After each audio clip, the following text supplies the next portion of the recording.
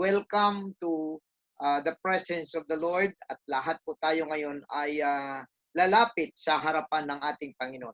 Patapos na po ang sinasabing mga lockdowns dahil hindi po pwedeng umextend pa ang buong bansa sa ganitong kalagayan dahil maubos po ang ating pera, maubos po ang pundo ng bayan at ng bansa.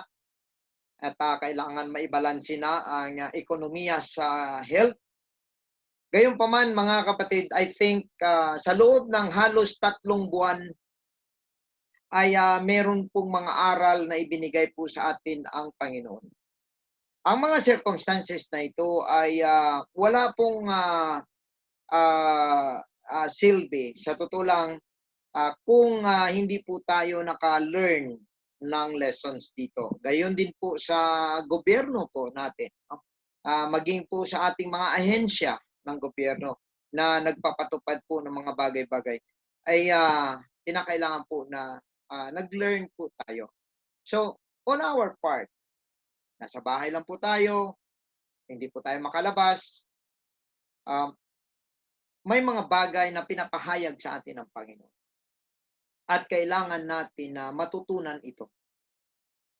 Dahil kapag tayo po ay wala pong may natutunan sa mga nakaraan po sa atin, hindi po tayo or hindi po ito magiging benefit po sa atin. At mas lalong-lalo na tayo po ay nalugi lamang. Para kang nag-invest na hindi po tumubo. Pero kung tayo po ay nakapag-learn sa lessons, kahit na nahirapan man po tayo, nawalan man tayo ng trabaho, wala man tayong income, pero may natutunan tayo na mga mahalagang bagay sa buhay, mga mahalagang kaalaman tungkol sa ating Panginoon at sa ating mga sarili. Panalo pa rin po tayo. Kaya po sa umagang ito, mga kapatid, ay akin pong dadalhin sa inyo ang isang pagkakataon na ito. Tayo po ay lumapit ng konti sa plano ng Diyos sa atin pong mga sarili. Kumbaga, lahat po tayo ngayon ay nakaramdam na ng hirap sa buhay. Hirap, kahit yung mga nagtatrabaho, nahihirapan. Walang masakyan, lahat na lang po ng mga bagay. And ang akin pong ibibigay sa inyo po na bagay na galing po sa ating Panginoon, I believe that this could help all of us na maintindihan po natin ang nakaraan at ano ang ating gagawin sa kinabukasan. Tandaan po natin mga kapatid, ang ating pong karanasan ngayon at ating pong response ay may epekto sa ating bukas. So circumstances, storms of life doesn't end. It comes at any time. But what will matter most is how you respond to the situation. There are many people na halos lahat na lang ng kamalasan ay kanila na pong naranasan. Mula po kay Job hanggang po kay Joseph. Lahat na lang po ng kamalasan. Si Joseph ay isang mabuting tao na kumikilala sa Diyos.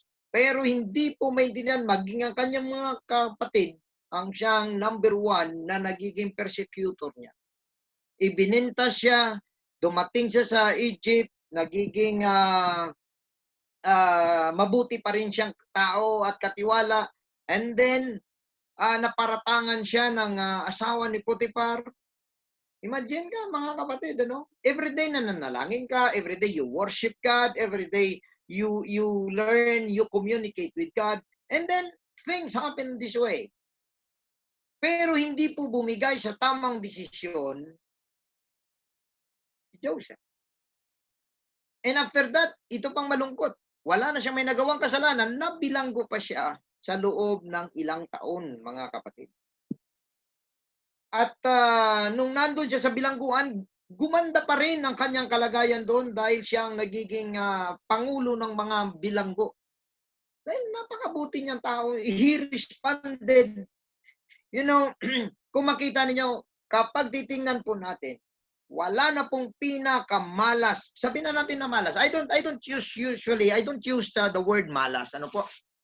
Dahil sa totoo lang po, wala pong swerte, wala po talagang malas. Everything is according to God's will. Pero gagamit lang po ako ng malas kasi yun pong term ng mundo. Yung inaalat kung tawagin. Minamalas. Unfortunate. Hindi nagiging maganda ang buhay. Wala ka nang may compare sa kay Joseph. So imagine ka, napakabuti niyang tao, wala siyang kasalanan, lahat ng ginagawa niya mabuti, pero he ends up in a prison house sa bagay na hindi po niya ginawa. So ngayon, ano po ang nangyari doon? Kahit doon siya sa bilangguan, hindi po siya nagrebelde, hindi po siya sumama ang loob niya, he responded very, very well. At ano pong nangyari? Naging supervisor siya doon. At hanggang sa nakausap niya ang dalawang malapit na tao sa Pharaoh. Yung isa ay butler at ang isa naman ay baker. Pero ang baker, parehas silang nanaginip at parehas na interpret ni Joseph ang kanilang mga panaginip. Unfortunately, hindi naging maganda ang para sa baker dahil ang baker ay pinatay after 3 days. Now, ang butler naman, ayon din sa sinabi ni Joseph, na-restore. Pero sabi ni Joseph, pag nandun ka na sa tabi ng Pharaoh, kasi ang butler, pag sinabi mong butler ko, tagapiga nung ubas na binibigay sa Pharaoh. So imagine ka, mga kapatid, kung gaano ka ka-trusted na tao, na ang kamay mo, bare hands mo, wala namang gloves nung unang panahon eh. Pipiga ka ng ubas para inumin ng Pharaoh. Matindi itong taong ito. Sabi niya, huwag mo akong kalimutan pag nandun ka na sa Pharaoh. Nung nandun na siya, na-restore na siya mga kapatid, nakakalimutan niya pa ulit for 3 years. Si Joseph, imagine ka mga kapatid. Pero hindi nawala ng pag-asa si Joseph. Hindi siya tumingin sa masamang bagay na nangyayari sa kanya. Umaasa pa rin siya. Hindi. God will restore me. At hindi nga po nagkamali si Joseph dahil nung nagkaroon ng panaginip ang Pharaoh, naalala ng butler na merong isang nagsabi sa kanila ng panaginip at itong si Joseph ngayon ay pinalabas sa kulungan at na-interpret niya ang panaginip ng Pharaoh at dahil dyan siya ay ginawang prinsipe. No? Kumbaga, lahat na ng posisyon na sa kanya na. Pinakamataas, second lamang sa Pharaoh, mga kapatid. So imagine from prisoner to a prince or a governor. No? Napakalayo ng agad. Pero napakalalim din naman ang kanyang karanasan. Imagine ka, napakalayo din naman ang kanyang karanasan. Madali siyang inangat ng Diyos dahil napatunayan niya ang kanyang sarili sa harap ng ating Panginoon. So bad circumstances comes along many times at any time. But what will matters most is your response. Is it the will of God or it is not? Because that will predict your future. So mga minamahal, ganon din po ang nangyayari sa lahat ng mga circumstances na ating pong pinagdadaanan, sa lahat pong mga kabigatan, problema, sakit, o ano pa mang mga bagay, kalungkutan. Huwag po tayong tumingin doon sa mga bagay na nakakasama lang sa atin. Tingnan po natin ano ang mas maganda doon. Ano ang mas mabuti doon.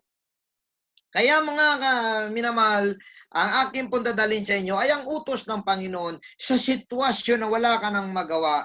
Ang sabi ng Panginoon, don't be afraid. Just go forward. So the church has been hurt by this situation, by this pandemic. The brethren has been hurt by this pandemic. Lahat tayo ngayon ay nagsasuffer ng epekto ng pandemic. Pero mga kapatid, tandaan po natin na ang sabi ng Panginoon, don't fear, don't worry, just go forward. So, the church should go forward. If you are the church today, you have no reason to fall back. You have no reason to retreat. Just go forward. At yan po ang ating lesson ngayong umaga, mga minamahal. Ito po isang totoong nangyari at nakasulat po sa Book of Exodus, ang mga panahon na kung saan pinalabas po ng Panginoon ang mga Israelites. No? Dahil nga po sa napag-aralan na po natin ang mga Passovers at inalaw ng Pharaoh na ang Israel ay umalis na po at pumunta na sa Promised Land. And marami pong mga contentions po dito, pero titingnan po natin dahil ito po ay isinulat sa Biblia and definitely 100% true and factual. Basahin po natin ang ating pong mga lesson for today. Ito po ay mababasa po natin sa alright. Exodus chapter 14, verse 1 to 18. Mahaba po ito pero hindi ko po uubusin hanggang 18. Binigyan ko lang po kayo ng example po dito. And later on ay mabasa naman po natin ang ilan sa mga verses na yan. Pero basahin ko po ang unang bahagi up to sa I think 13 or 16. And the Lord spake unto Moses, saying, Speak unto the children of Israel that they turn and encamp before Pihahiroth, between Migdol and the sea, over against Baal-zephon, before it shall ye encamp by the sea. For Pharaoh will say of the children of Israel, they are entangled in the land, the wilderness hath shut them in. So, ang Panginoon po ay nagsabi dito kay Moses, at sabihin nga sa Israel kung saan sila dapat mag-encamp or manatili. Now, take note po na sa mga kapanahunan po na ito po ay panahon po mga about 3 days ago since na umalis na po sila ng Egypt or almost several days na po ito. And so, sabi ng Diyos, dahil sasabihin ng Paraon, lagot na sila, na-trap sila ngayon sa lupain at sa ilang, at hindi na sila makalabas. Yun ang isipin ng Pharaoh.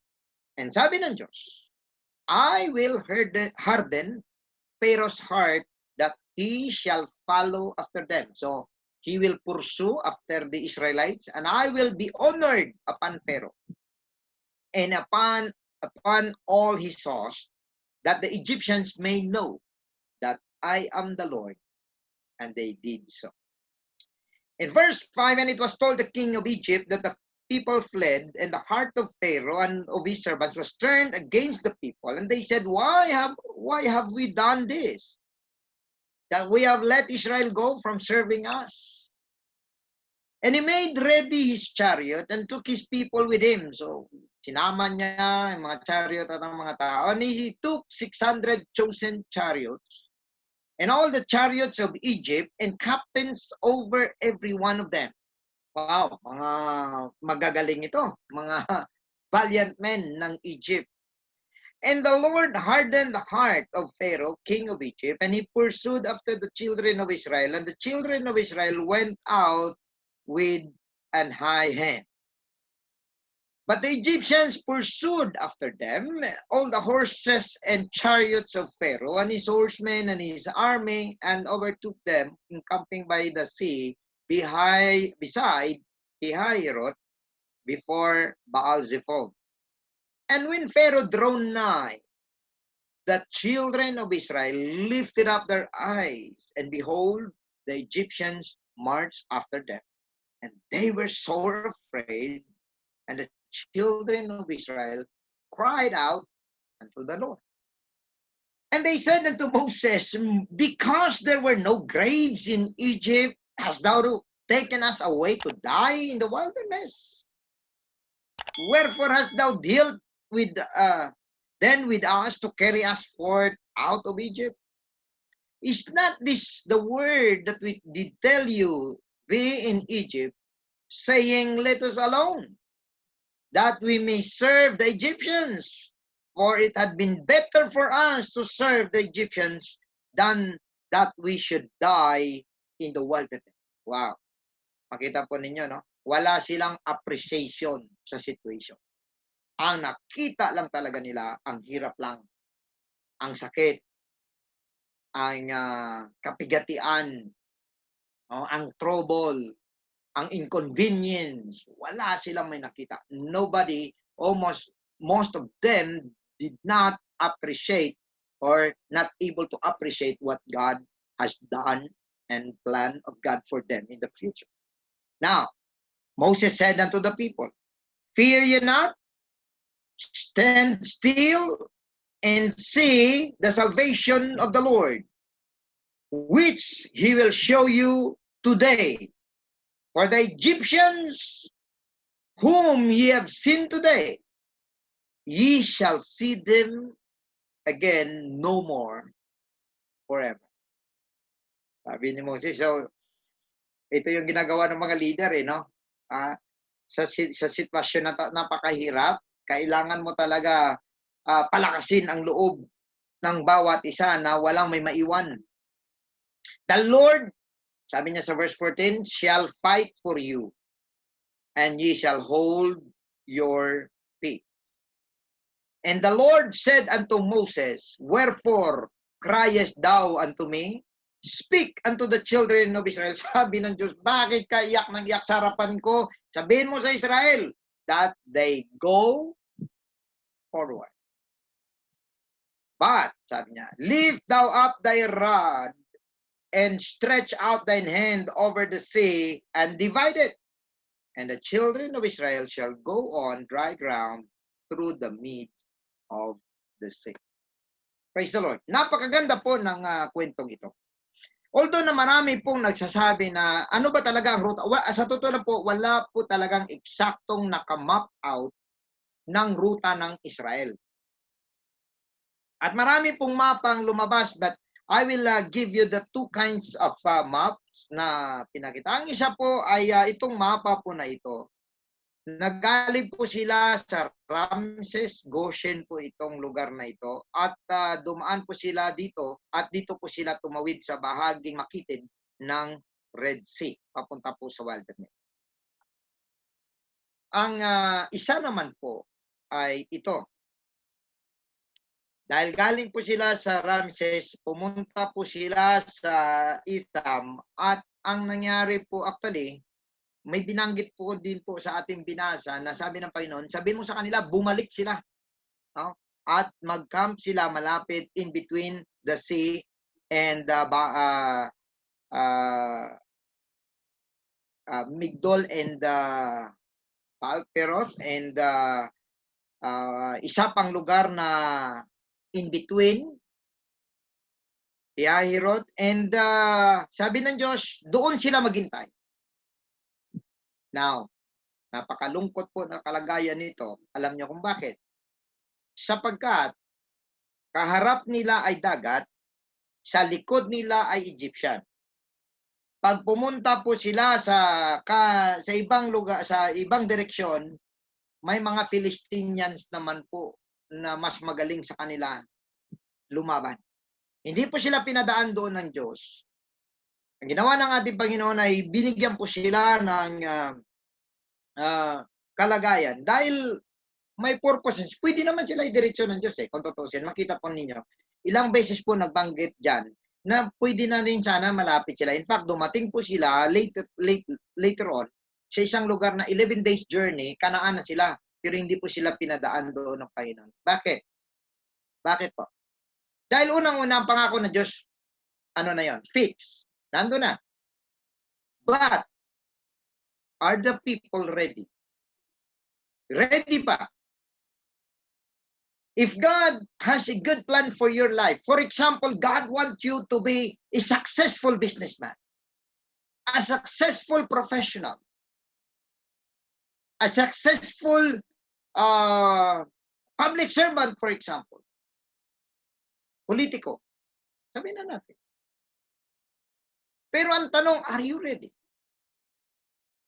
Ready ka ba sa mga pressures na yon? Ready ka ba sa glory? Medyo mahirap po yun. Nagbabago kasi ang tao kapag nandun na sa maganda. No? So the promise of God is fixed. Nandun na yon. Pero kinakailangan ang tao makita ng Diyos na ready sila na humarap at tanggapin ang anumang mga bagay na ibigay sa kanila ng Diyos. Dahil kung hindi, God will make another way for you. Because the most important thing here is learning. The experience that we have right now, the purpose is learning. Para po maintindihan natin. Dahil sa dulo po mga kapatid, ayaw ng Diyos that if God will bless you, ayaw ng Diyos na yung blessing na yan pa ang dahilan na mahulog ka sa Diyos. Gusto niya na whether may blessing o wala, mapatunayan mo sa iyong sarili, I am able and I will follow God. I will go for God. I will listen to God. Kailangan mga kapatid, bago pa man ibigay ng Diyos ang mga pagpapala sa iyo, napatunayan mo ang iyong sarili sa hirap o ginhawa, you are for God. You are willing to sacrifice for God. Yan pong pinakamahalaga na matutunan po natin. The good things are coming. The good things are fixed. God is able and He doesn't deny His promises. But, brethren, are we ready to accept that? If God will give you millions, if God will give you several properties, are you ready? Will you still be the same when you are down? Will you still be the same as prayerful when you are in need? Yun po ang gustong makita ng ating Panginoon. Kaya mga kapatid, dinaan muna sila ng Diyos, hindi, dito susubukan ko. Unfortunately, nabasa po natin na itong mga Israelites hindi po nakapasa. However, ang kanilang mga anak na naipanganak po sa wilderness, ay yun po'y nakapasok sa promised land. Kaya po, lahat po na nakapasok sa promised land are only 40 years and below. 40 years and below. Dalawa lang po ang may edad na lampas 40 ang nakapasok sa promised land. Alam niyo po ba kung sino yon? Si Joshua lang at saka si Caleb. Kasi sila lang ang dalawang spies sa 12 na nagtiwala sa Diyos. Ang 10 kinapos. Ang 10 natakot, nanginig, nagpanik. Hindi nagustuhan ng Diyos yun. So imagine ka mga kapatid, fear, yung takot mo at ang hindi pagtitiwala sa Diyos is a very disadvantageous position we could ever have. So it cost these people the promised land. But once again, ang sabi ng Diyos, doon kayo. Ano ang sabi kanina ng Panginoon? Dahil ipapakita ko sa mundo. Ipapakita ko kay Paraon kung anong klaseng Diyos ako. Kaya po mga kapatid, na ang nangyari ay ang mga Israelites, ayon sa kwento, nung makita nila, umuusok na yung pinanggalingan nila, ibig sabihin, imagine ka ilang daan ka chariots ang humahabol sa kanila, nakakabayo, at puro usok, at nanginig sila sa takot. Sabi pa nga ng Biblia, sobrang takot nila. Pero ang sabi ng Diyos, ang masama pa po kasi dito, nung bigla silang natakot, automatic nag-complain sila kay Moses, sabi sa'yo eh. May termino tayo lagi, sabi kasi sa'yo eh. Sabi ko na nga ba eh. Sabi ko sa'yo eh. Sabi nila kay Moses, o ngayon, wala na bang may naiwan na libingan doon sa Egypt at dito mo kami dalhin para dito kami ilibing? Masakit yun sa isang leader.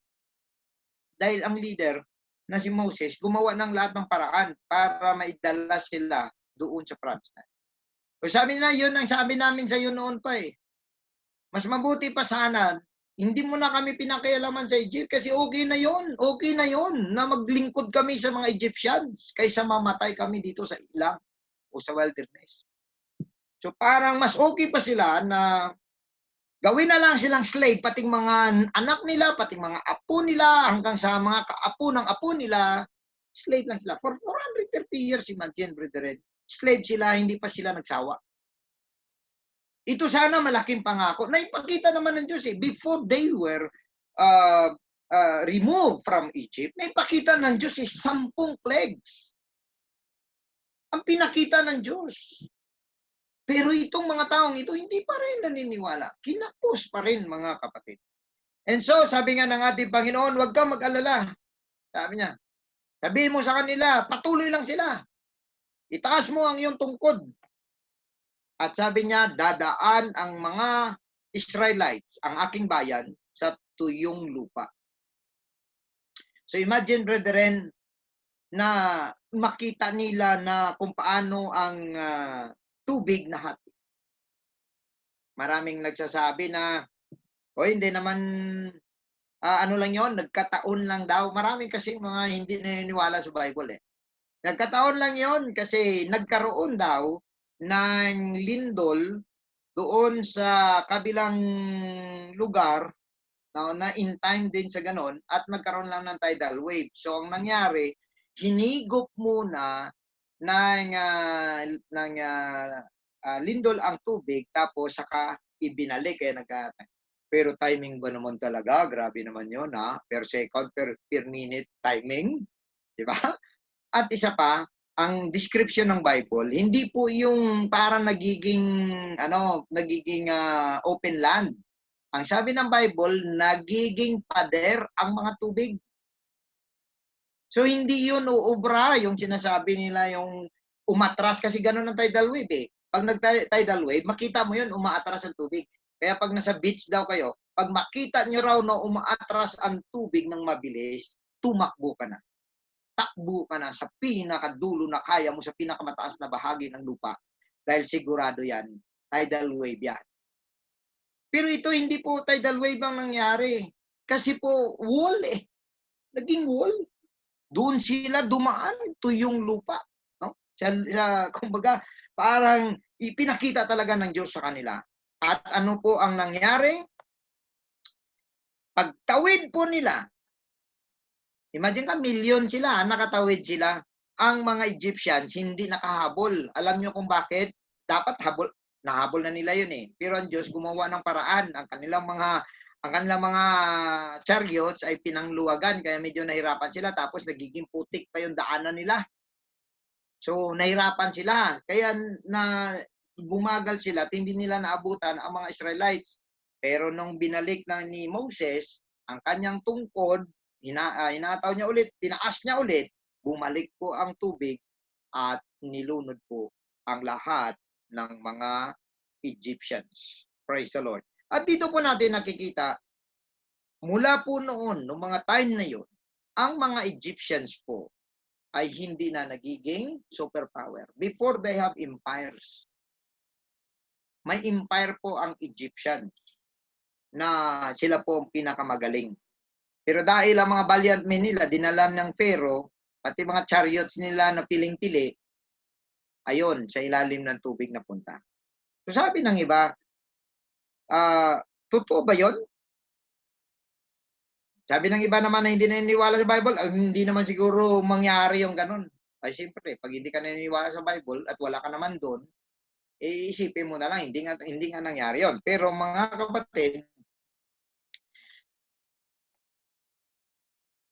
unang isipin natin, ang lahat pong nakasulat sa Bible ay totoo. In fact, marami pong mga lugar na wala po sa history na meron po sa Bible at nung nagiging lesson, nagiging ano po yun, challenge po yun na mag-excavate. At tama, nung nakita po nilang lugar, lumabas, totoo po ang binabanggit ng Bible. So Bible pa naging basehan. Kagaya po ng Sodom and Gomorrah, wala rin pong record na kung saan na po yun. Sa Bible lang po nagbanggit noon. Pero, nung nagkaroon po ng excavations, ang mga historians at ang mga archaeologists, at nung nahukay po nila ang dulo na bahagi ng Dead Sea, nakita po nila na may isang syudad na natakpan. Sobrang dami ng bahay, natakpan lang po ng mga abo at asopre. At yun, natukoy nila na yun ang Sodom and Gomorrah. And most probably, yun ang dahilan kung bakit tinawag na Dead Sea dahil sa sobrang alat at walang may mabubuhay doon sa Dead Sea because of the sulfur and the sodium na bumagsak sa Sodom and Gomorrah.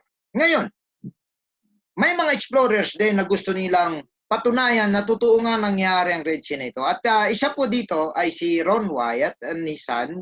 May team po sila. Nag-explore sila sa Red Sea at for many years, hirap po sila makahanap ng mga evidences ng chariot wheel until nakakita po sila ng isang set of wheels ng chariot at 80 feet below the water. So that means 80 feet, about 25 meters, no? Ang 25 meters po ang lalim. At marami po sila nakita na mga nagkalat sa iba't ibang lugar, napuno na po ng corals, no? Ang nag-preserve actually doon ay corals. No? Actually, mapupudpud lang po yun by time kung wala pong corals. Pero ang corals po ang nag-preserve noon sa mga lugar na yon, sa mga bagay na yon. At nakita ito sa different area ng Red Sea papunta po sa Arabia. Now ngayon, pagka tinignan po natin, ito po yung kanila nakita sa ilalim, 80 feet below the surface of the water. Ito po ang kanila po nakita na mga napuno na lamang po ng mga corals po. At ito po ang makita po ninyo, ito pong isa'y punoon din ng corals, pero pagka tiningnan po, ay ito ay artist rendition na ang sukat po niya ay kagaya, ang itsura niya ay kagaya din ng mga chariots, gulong ng chariots. At kahit ito pong sa taas, although na durog na, pero makita po natin ay nakahugis pa rin ang chariot. Kasi ang mga chariots before, hindi naman full iron. May kahoy, may kung may mga iba't ibang meron pa ngang gold no, na bahagi. So, ito po na kanilang nakita. And nakakita rin po sila ng mga human hip bone and hooves of horses. Yung kuko ng kabayo. Yan, nakita po nila, lahat po yun ay na-cover na. So, nung kinumpir po sa totoong hip bone ng tao, ay halos po magkatugma. So, most probably, mga tao po ito na nalunod nung kapanahonan ni Moses. So, yan po yung mga latest lamang na mga discoveries a few decades ago. At patunay lang po yan na nangyari nga po ang parting of the Red Sea and the massacre of the Egyptian army, mga minamahal. Now, that is not our lesson anyway. Let's go to the lessons that we can take from this story. These are very important lessons, and these will help us, brethren, understand about God, understand our service with God, and understand the direction that we're going to go through. Lahat po tayo ay may mga iba-ibang karanasan. Pero gusto ko pong maintindihan po ninyo kung ano po ang balak ng Diyos sa atin at matutunan po natin. Unang aral na matutunan po natin sa kwento na ito ng mga Israelite is that it is God's desire to get His people out of bondage and bring you to His promised land.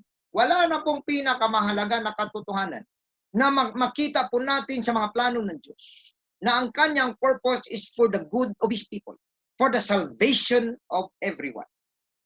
Hindi po niya ninanais na merong isa man sa atin na maghirap, sa totoo lang mga kapatid. Kung meron man sa inyo nagtatanong kung hindi gusto ng Diyos yun, bakit ako naghihirap? Bakit ninala nyo? Naglilingkod naman ako, gumagawa naman ako ng lahat ng bagay. Totoo po yun mga kapatid. Pero mga minamahal, ang ating kalaban ay gumagawa ng paraan na matisod tayo sa Diyos. Kung mapupunan ninyo mga banal ng ating Panginoon, hindi po ba na maliit na bagay lamang ang ating mapuna sa church o kahit ano pa mang mga bagay dyan sa church mapuna natin, number one na masacrifice is your relationship to God. Mas ninanais mo na lang na mag-backslide, mas ninanais mo na lang na tumigil sa pagsamba. That's very dangerous response. Sinasabi nga po natin, mga kapatid, marami po mga sitwasyon na darating sa buhay natin, makasurvive ka kung tama ang response mo sa situation mo. Now ngayon, kapag ang Diyos lamang ang iyong pakinggan, wala po siyang nais na maghirap po tayo. Ang anumang sakit, ang anumang hirap, anumang kamatayan o anumang mga bagay na hindi maganda ngayon, hindi po ito gawa ng Diyos. Ito'y epekto ng kasalanan na pumasok sa tao simula pa sa Garden of Eden, na ipasa na po sa lahat ng generation.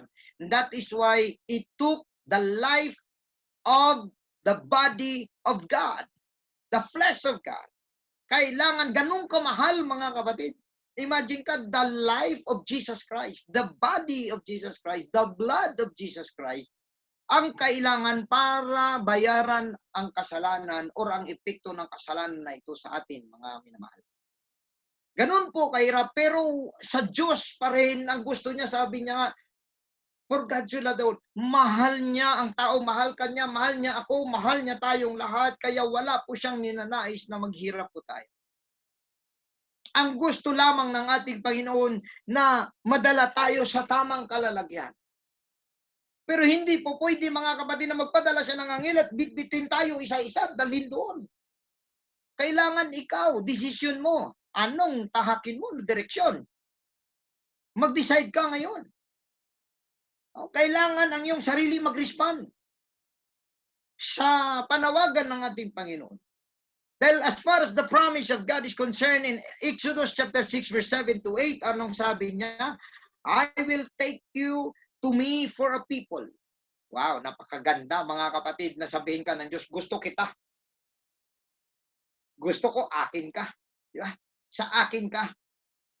And I will be to you a God, and ye shall know that I am the Lord your God, which bringeth you out from under the burdens of the Egyptians. Makita ninyo? Gusto na Diyos magpakilala. Nakilala na ba natin siya? Oo naman, pangalan niya Jesus. Pero hindi po yan ang kailangan makilala lamang po natin. Kaya makilala po natin ang pag-uugali ng Diyos na ito. Kailangan malaman po natin anong gusto niya at anong ayaw niya. Po? Sabi niya rito in verse 8, and I will bring you into a land concerning the which I did swear to give it to Abraham, to Isaac, and to Jacob, and I will give it to you for an heritage. I am the Lord. Period. He is the Lord and He is able. He doesn't lie. He doesn't fail. He doesn't give any hint that He cannot do anything. Brethren, number 1 na ilagay natin sa ating kaisipan, God has a good plan for you. Your life, your future, God has a good plan for you. Let your decisions be aligned to the direction that God wants you to go. That's number 1, brethren. And the next is, there is a time that God will allow you to be in an uncomfortable situation, a dead end, and nowhere to go. May mga pagkakataon po talaga, mga kapatid, na susubukan talaga ang iyong pananampalataya sa Diyos. Susubukan talaga kung anong klaseng tao ka. Susubukan talaga kung anong klaseng ugali meron ka. Susubukan talaga ng Diyos anong klaseng takbo ng isip, anong klaseng puso meron tayo. Susubukan ka talaga. I-allow niya talaga na mangyari ito, mga kapatid. Sapagkat dito niya malalaman ano ang nilalaman ng iyong puso. Ang sabi sa Exodus chapter 14 verse 2 to 3, speak unto the children of Israel that they turn and encamp before Pihahiroth between Migdol and the sea against Baal-zephon, before it shall ye encamp by the sea. For Pharaoh will say of the children of Israel, they are entangled in the land, and the wilderness has shut them in. So matutuwa ang mga kalaban mo. Ito na ngayon, lagot siya. Masisilo na ito ngayon. Matatrap na natin ngayon, lagot siya, mga kapatid. Yun po yung nasa isip ni Pero. Na, kumbaga parang tuwang-tuwa siya. So, siguro nagpapadala siya ng mga, meron sila yan mga mga spies, no? Nauuna yan at titingnan nila kung ano sitwasyon at babalik yan. At pagbalik, sasabihin nila sa hari, mahal na hari, ito po yung nangyari sa kanila. Sila po yung nag-income sa ganitong lugar at ito pong ginagawa nila. So, makikita din ito ng Pero, mga kapatid. At sasabihin ng Pero, ano na ngayon? Lagot ka na ngayon.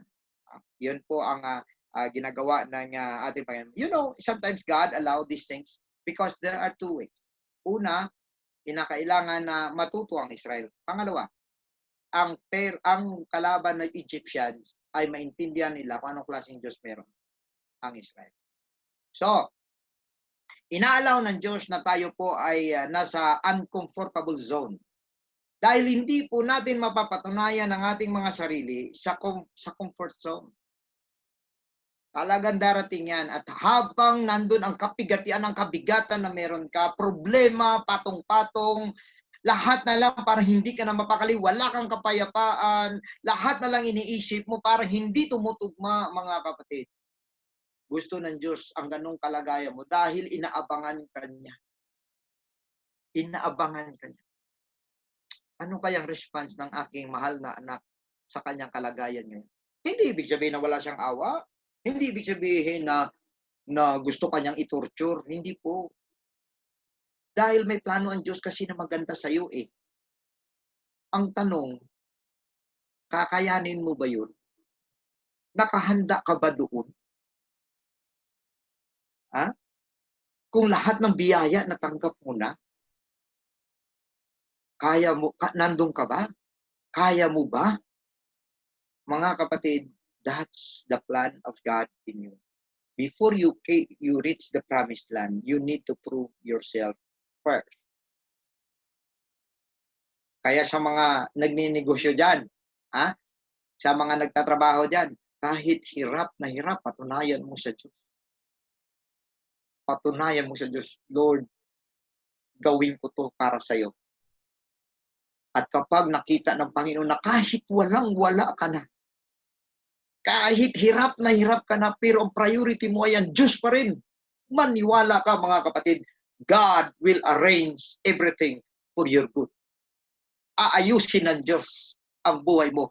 Aayusin ng Diyos ang mga problema mo. Aayusin ng Diyos ang mga pangangailangan mo. God will prove Himself to you because you are able to prove yourself to Him. Kaya, mga kapatid, tandaan din natin ang pangatlo. Ang sabi, in every circumstances of life, God has a good reason. Masama man ang mga nangyayari, nahirapan ka man, nadikdik ka man ng mga situation, nadapa ka man, mga kapatid, may magandang dahilan pa rin dyan ang Diyos. There is always, sabi pa nga, mga bagay, there are good things. And it's good that yun po ang opening natin ngayong umaga. Na may mga magandang bagay. May mga magandang bagay na makikita ka sa hindi magandang sitwasyon. Dahil ang Diyos nakakita nun. Kahit na sabihin pa natin, gumagapang ka na sa hirap na hirap ka na. Parang wala ng taong nagmamahal sa'yo, wala ng taong sumusuporta sa'yo, wala ng future ang iyong mga anak or whatever, mga kapatid. May nakikita pa rin ng Diyos dyan. There is always good in every bad situation. Now, I advise you, look for the blessings, not the curses. Sa sitwasyon na hindi maganda, ang tingnan mo, ano kayang blessing na meron dito? Diba? Kasi hindi mo naman pigilan eh. Hindi mo naman po pwede sabihin sa Panginoon, Lord, hanggang mamatay ako, wala na dapat akong problema, wala na akong trouble, wala na akong sakit, wala na akong kabigatan, ayoko nang ganun, Lord. Hindi mangyayari yun, mga kapatid. Dahil ang isang bagay could only be proven through pressures. God wants you to be a pure gold that doesn't affect the value kahit sa anong panahon, mga kapatid. He wants you to be the pure gold. But the pure gold can only be produced through fire and melting pot.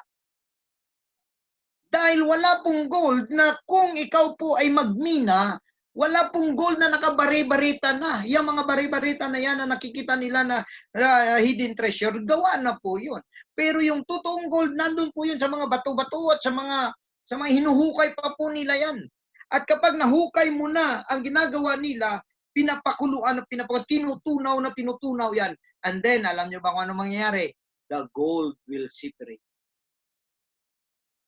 At habang pinapakuluan, hala, inaapuyan. Ang sakit, ang hirap, ang init. Hala, habang pinapakuluan, ang nakikita mo, posible sa iyong kalagayan ngayon, ang hirap, sakit. Lord, maawa ka. Hindi ko na kaya. Maring yun ang nakikita mo. Pero ang Panginoon nag-aabang, hindi, kunti pa, dahil lalabas na ang ginto. Maghiwalay na ang pure gold at diyan na makikita ng Panginoon anong klaseng materialis meron ka. Praise God. Makikita niya, lalabas ang ginto mo. Kaya sa sitwasyon mo, look for the blessing. May sakit ka? May blessing dyan. May problema ka? May blessing dyan. Hanapin mo lang yung blessing. Dahil lang sabi sa Exodus 14 verse 4, and I will harden Pharaoh's heart. That's the bad circumstances. That he shall follow after them. That's a very bad situation. And this is the good thing, I will be honored upon Pharaoh. And upon all his hosts, that the Egyptians may know that I am the Lord. Yun po ang pinakamaganda. Mapapatunayan kung anong klaseng Diyos meron ka. Mapapatunayan na hindi tayo ordinaryong mga tao, kundi ang Diyos natin. Ang Diyos natin ay nagpapahayag ng kanyang kapangyarihan sa pamamagitan natin. Mga kapatid, at yan po ang mangyayari sa buhay. Pero tandaan po natin, mga minamahal, hindi po always good things happen. Tanggapin po natin. Dahil ang diablo po hindi po masaya na masaya ka. Tandaan po natin. The devil is not happy that you are happy. Right? Kaya sa number 4 na lesson na atin pong matutunan dito, in every God's plan, the devil always hinders. Basta may plano ang Diyos, haharang yan. And in every vision, there is always opposition. May pinapakita sa iyo ang Diyos, may pinapahayag sa iyo ang Diyos, meron pong opposition niya. Sometimes, mga kapatid, if somebody will declare a vision towards you at sasabihin sa iyo, God will establish you, God will raise you up, the devil will do everything that it will not happen. Mga kapatid. Tandaan po natin yan. The devil will always hinder the good things that comes to you. Now in Exodus chapter 14 verse 5 to 6, and it was told the king of Egypt that the people fled, and the heart of Pharaoh and his servants was turned against the people, and they said, why have we done this? And that we have let Israel go from serving us. And he made ready his chariot and took his people with him.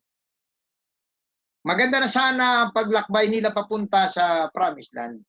Pero nandito ngayon, ang Pharaoh, natauhan bigla. At sabi niya, uy, ano ba pinagagawa natin? Bakit natin hinayaan yun? Takbo! Habulin natin! Parang sinasabi niya sa mga mga alipuris niya na, ay, kayo, hindi kayo kasi nag-iisip. Kayo, mag-isip-isip naman kayo. Ando na mga tao, ayan na nag-i-improve na sila. Lumalawak na sila, okay lang kayo. Yan. The devil has always that kind of mind. Hindi siya masaya. Kasi Diyos lang ang masaya kapag masaya tayo. Dahil ang gusto ng Diyos, masaya tayo. Sabi pa nga ng isang politiko, gusto ko, happy ka. Pero kung gusto niya happy ka, pero pag nakaupo na, wala, iwan ko kung naging happy tayo. Pero ang Diyos, pag nagsabi, gusto ko happy ka, sundin mo lang ang Diyos, maging happy ka. Maybe hindi dito sa lupa, pero definitely in the coming reward of God in heaven. There are no more tears, no more sorrow, no more pain, no more sickness. Wow. Doon po natin ma-appreciate ang lahat ng bagay. Kaya po, mga kapatid, ang payo ko po sa inyo, in times of distress, fear and doubt doesn't help.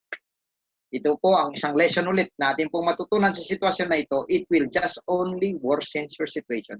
Fear and doubt doesn't help.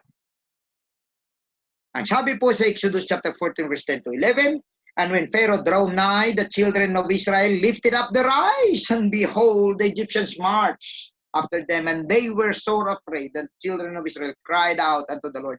Umiyak sila ng sumigaw sila sa Panginoon. Buti sana ko ang sigaw nila, Lord, hallelujah, praise God. Buti sana kung ganun ang kanilang pagkasigaw at sabi na, Panginoon, pinupuri ka namin, iligtas mo kami. Sana maganda. Ang kaso, hindi. Ang kanilang sigaw, because there were no graves, hast thou taken us away to die in the wilderness? Yung pong sigaw nila, reklamo, complain. Ayan po. Sabi nila, wala ka nang malibingan sa amin doon sa Egypt, ha? Wala ka nang may malibingan doon, ha? At dinala mo pa kami rito? Ayan, ang lawak ng sementeryo. Akalain mo yun? Right on your face, ipakita sa iyo ng mga taong ito, samantala nagpakita na ang Diyos, at alam nila na si Moses pinadala ng Diyos. Pero nadala pa rin sila sa bugso ng kanilang sama ng loob, mga kapatid. Ito po ang nangyari sa kanila. Sabi nila sa Exodus 14 verse 12, is not this the word that we did tell thee in Egypt? Saying, let us alone, that we may serve the Egyptians, for it had been better for us to serve the Egyptians than we should die in the wilderness. Alam ninyo mga kapatid, kung mag-settle lang tayo sa mga mababang uri, mga bagay na sasabihin natin, okay na lang yan, okay lang to.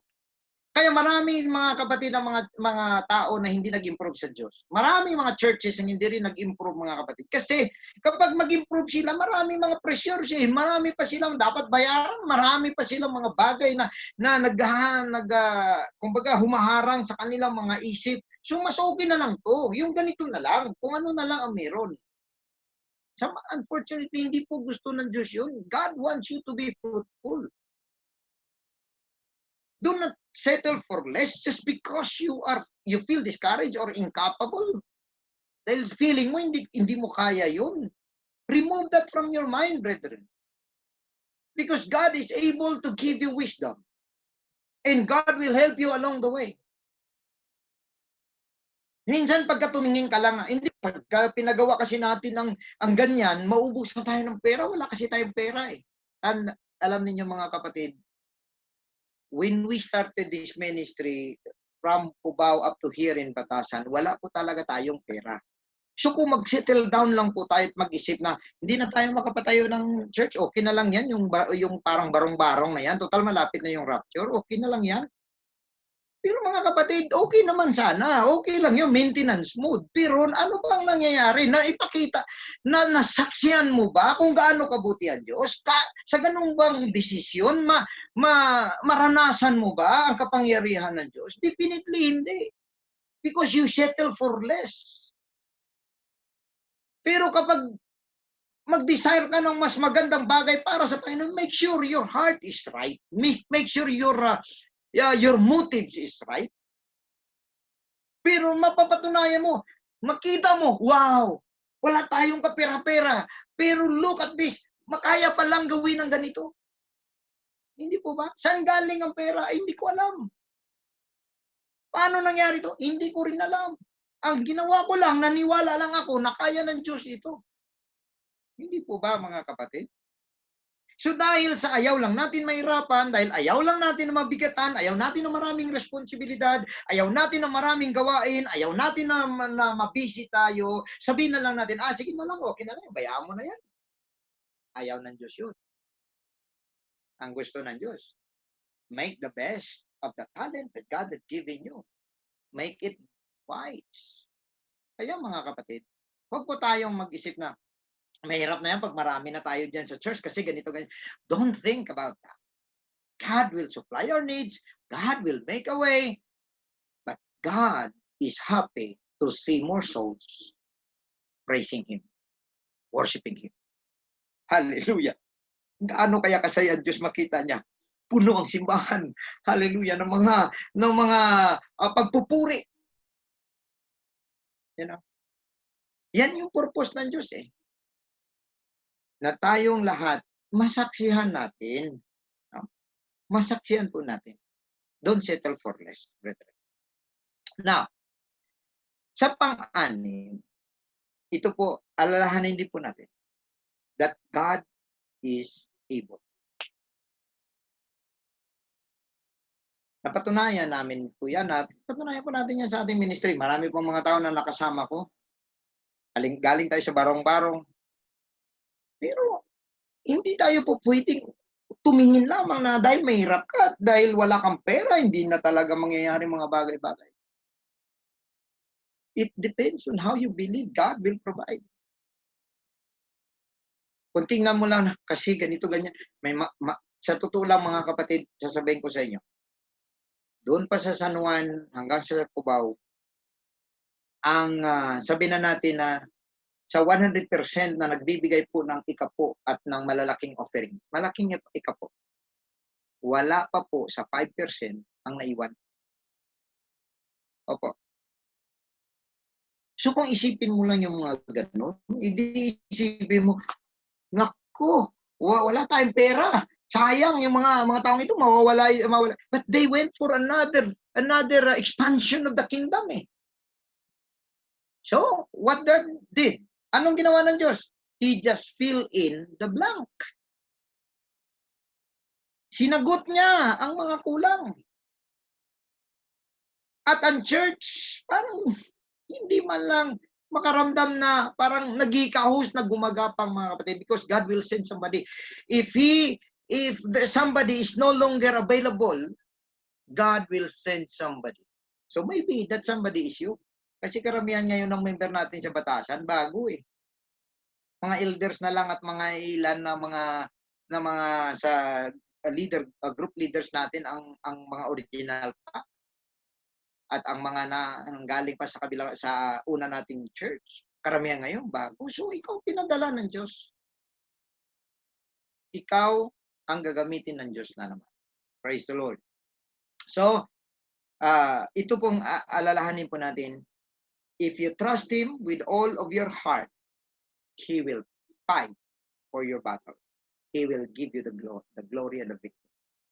Anong sabi niya sa Exodus chapter 14, verse 30 to 14? And Moses said unto the people, fear ye not, stand still and see the salvation of the Lord, which He will show you today. For the Egyptians, whom ye have seen today, ye shall see them again no more forever.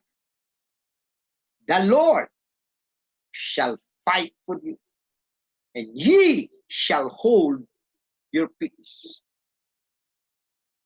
Pwede ka manalo kung ikaw makipaglaban. Oo, pwede. Pero ubos ang lakas mo, ubos ang pasensya mo, ubos lahat.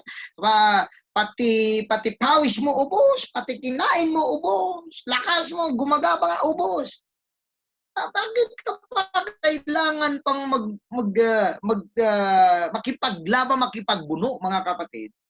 Kung pwede naman magtiwala ka sa Diyos that He will fight for you. Hindi ibig sabihin na maging tamad po tayo dito, mga kapatid.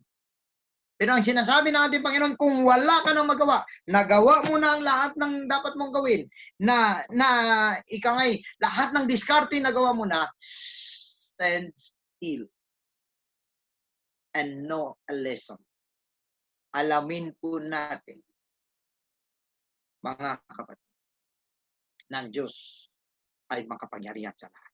Now ngayon, sabihin na natin, Ngayon ay apektado tayo, marami tayong problema, may mga sakit sa paligid, may mga wala na tayong pera, wala na tayong pantustos, wala tayong trabaho, ngayon pa lang magsisimula, marami tayong utang. Ang church ay mahirap, hindi pa makapunta sa simbahan. Listen to God's command, brethren. Anong sabi ng ating Panginoon? Exodus 14 verse 15, and the Lord said unto Moses, wherefore criest thou unto me? Bakit kayo nagrereklamo pa dyan? Bakit pa kayo sigaw ng sigaw dyan sa akin? Kasi ang cry doon, hindi ito prayer. Buti sana kung prayer yan. Yan maganda. Yung umaatungal ka sa Panginoon, may gumagapang ka sa Panginoon para mag-pray sa Kanya. Tama yun. Pero itong crying na ito, reklamo ito. Ano bang nireklamo nyo sa akin? Sabihin mo nga sa Israel, go forward. Sabi ng mga Israelites, anong go forward? Go forward ka ba dyan? Go forward.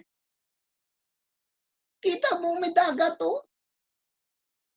Pero sabi ng Panginoon, go forward. So out of circumstances, brethren, God will reveal His power. Kaya sabi niya po sa number 7 na lesson, God will use both your circumstances and victories to reveal His power. The goal is all people will glorify God through your victories.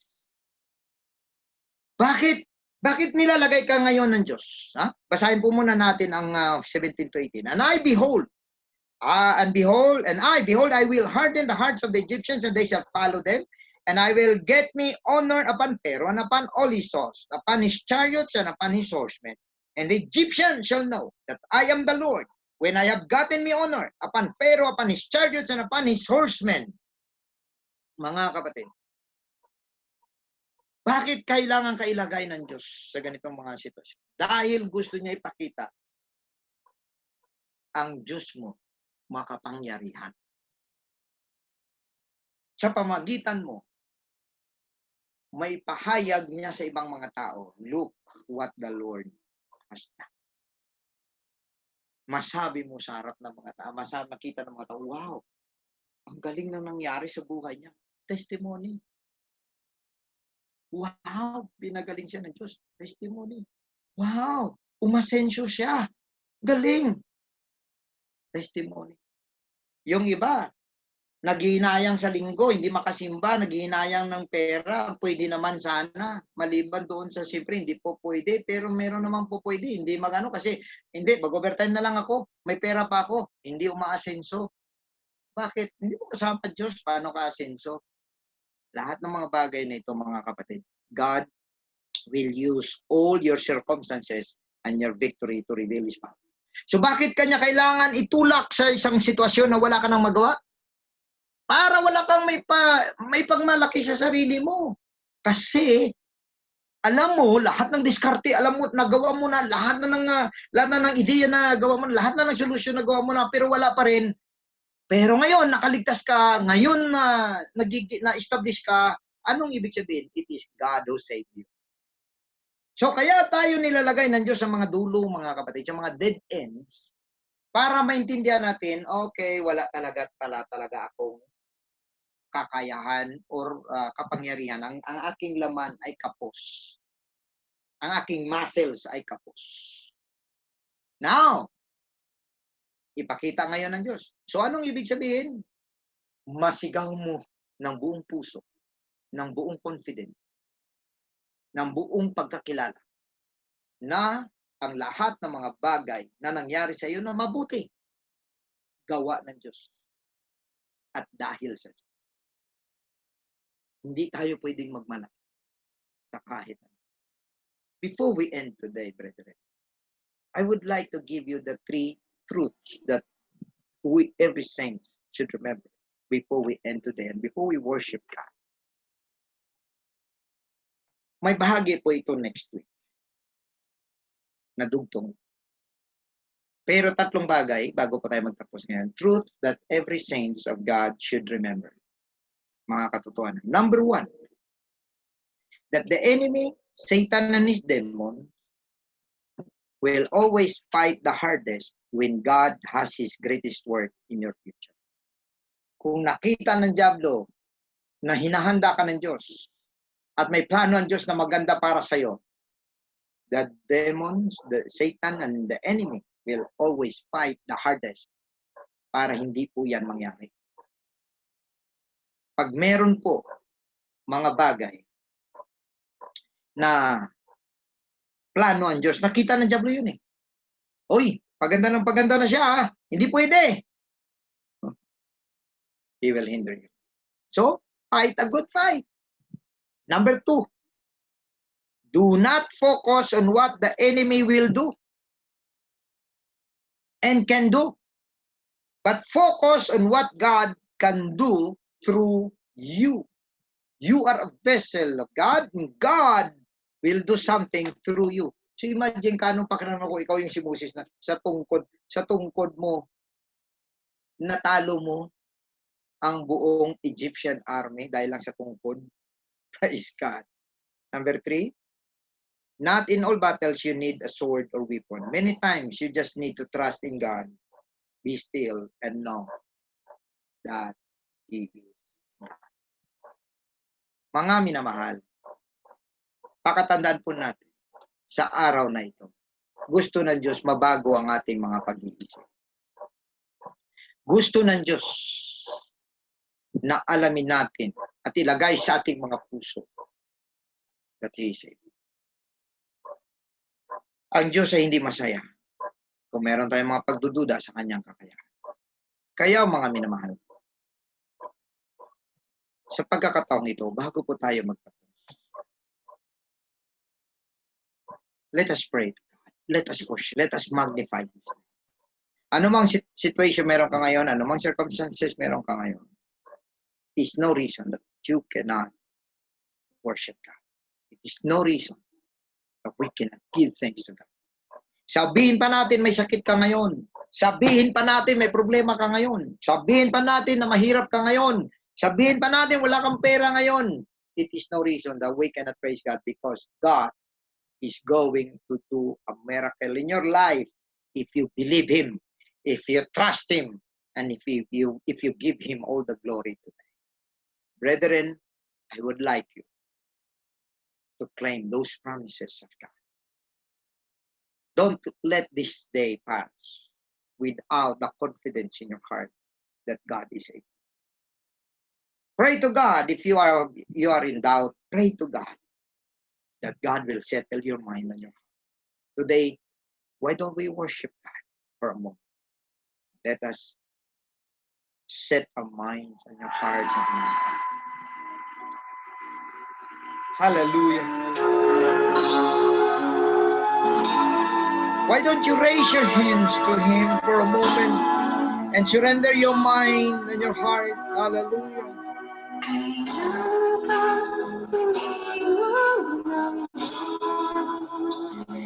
Hallelujah. Kailanman hindi ka pinabayaan ng Diyos. Kailanman hindi ka iniwan ng Diyos. Hallelujah.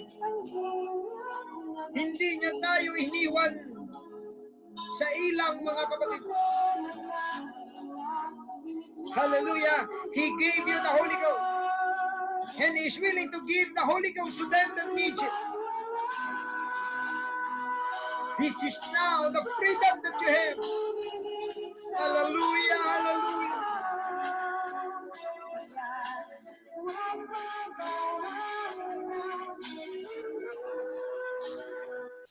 Let's worship Him. Let's magnify His name. Pray to God, Lord. Hallelujah. Establish my faith on you. Hallelujah. I cling to your promises. Hindi ako bibitaw, Panginoon, sa iyong mga pangako. Hindi ako bibitaw, Panginoon, hallelujah, sa paglilingkod sa iyo. Ano man ang mangyari, God, hallelujah, give us strength. Fight for a battle sword. Hallelujah, hallelujah. Restore us, God. Hallelujah. Revive us, Lord. Hallelujah. Ano man ang meron ka ngayon, ano man ang kalagayan mo ngayon, hallelujah, do not focus on that. Focus on what God, hallelujah, is able to do. Focus on what God will do to your life right now. Hallelujah. As we bind the enemy in the name of Jesus Christ. As we bind the evil spirits in Jesus' name. Hallelujah, hallelujah, hallelujah.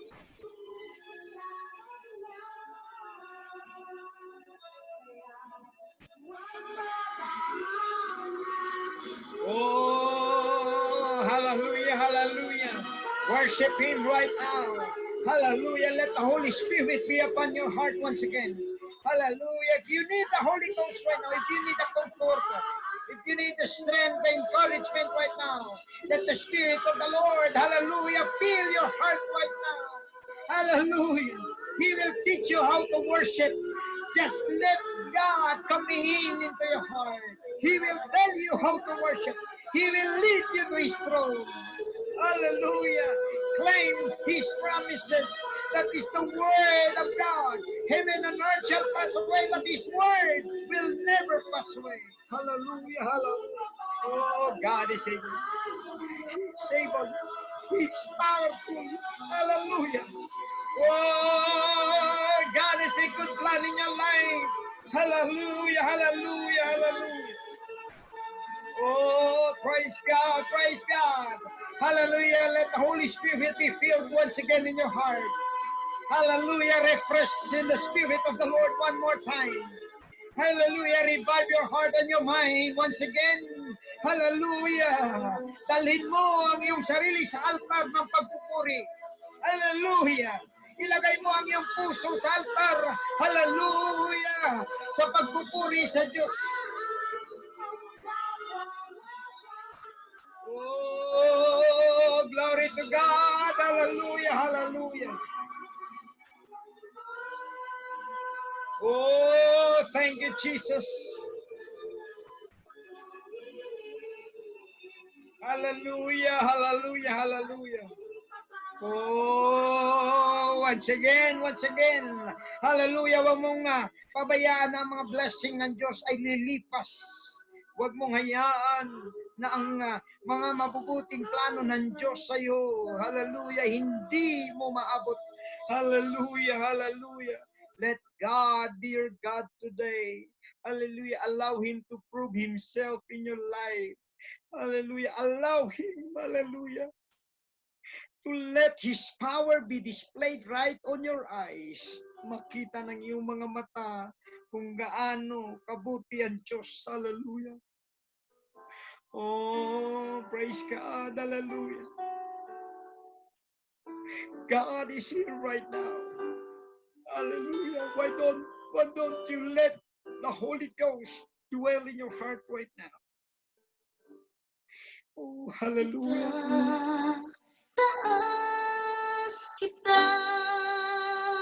His name will be glorified through your life.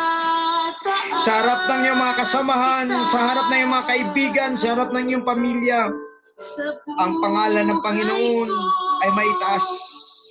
Oh, glory, glory, glory, glory to Jesus. Hallelujah. Oh, wonderful God, wonderful God. Hallelujah. Yes, Lord Jesus. Oh, great God. Hallelujah, hallelujah. Oh, yes, hallelujah. Because He has done wonderful things. Oh God, thank you, Lord. Huwag mong hayaan na matapos lamang ang pagkakataong ito na hindi ka ma-revive, na hindi mo maramdaman ang presensya ng Diyos. Hallelujah, hallelujah, hallelujah. Glory be unto His name. Glory be unto the name of Jesus. Surrender your heart and your mind. Surrender your soul unto Him. Hallelujah. Huwag mong sayangin ang buhay mo. Huwag mong sayangin ang mga karanasan mo. Hallelujah. Let those things shall glorify God. Oh, yes, Lord. Yes, Lord Jesus. Hallelujah.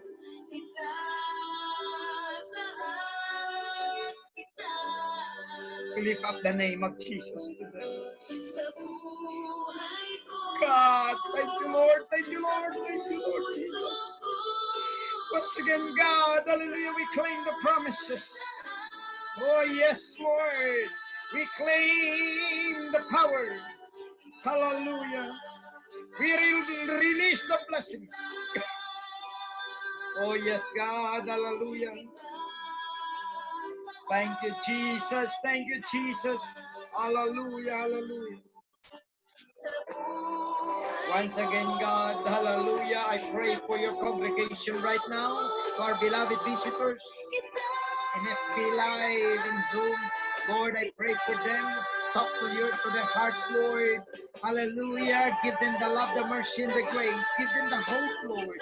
Hallelujah. God bless everyone right now. Hallelujah. Every congregation, every worshiper, so God. Hallelujah. I pray na ikaw, Panginoon, na mag-ingat sa amin mula sa mga sakit.